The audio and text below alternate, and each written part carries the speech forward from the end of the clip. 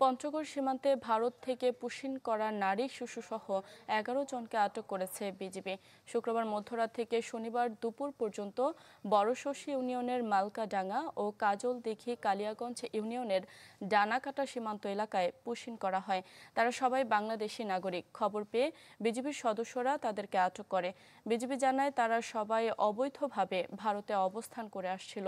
গত ২ মে সেদেশের পুলিশ বোম্বে থেকে তাদেরকে আটক করে।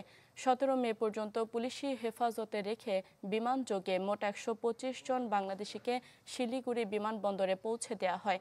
পরে তাদের মধ্যে ১১ জনকে ভারতীয় সীমান্তরক্ষীর মাধ্যমে পঞ্চগড় দিয়ে পুশিন করা হয়।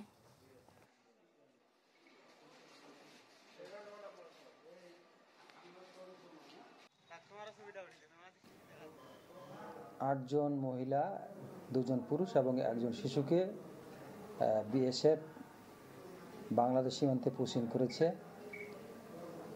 বিজিবি তাদেরকে আটক করে বোদা থানা হেফাজতে এনেছেন।